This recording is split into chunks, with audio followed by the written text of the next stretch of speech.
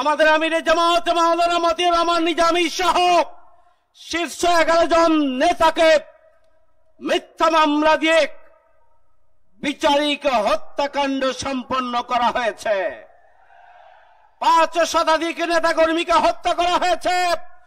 জামাত ইসলামীর বিরুদ্ধে 20,000-এর অধিক মামলা দিয়ে লক্ষ লক্ষ নেতাকর্মীকে ঘর ছাড়া করা হয়েছে, বাড়ি ছাড়া করা হয়েছে, চাকরি ছাড়া করা হয়েছে, ব্যবসা ছাড়া করা হয়েছে। স্বাভাবিক জীবন যাপন তারা করতে পারে নাই।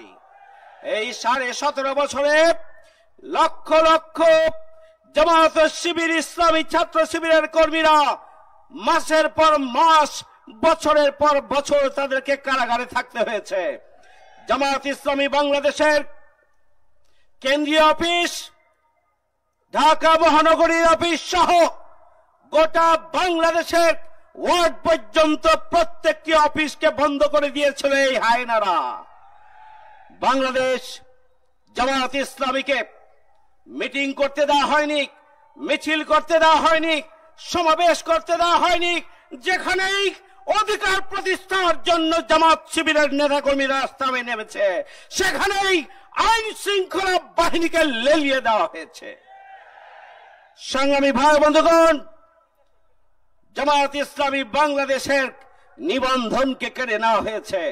জামাত ইসলামী বাংলাদেশের প্রতীক দাড়িপাল্লাকে কেড়ে নেওয়া হয়েছিল। জামাত ইসলামীকে নিষিদ্ধ করা হয়েছিল। হাসিনা 1 আগস্ট 2024 জামাত ইসলামীকে নিষিদ্ধ করেছেন, আর এদেশের 18 কোটি মানুষ 4 দিনের ব্যবধানে 5 আগস্ট শেখ হাসিনাকে নিষিদ্ধ করেছে। আমি বলছিলাম জামাত ইসলামী বাংলাদেশ সবচেয়ে বড় মজলুম দল, কিন্তু এরপরও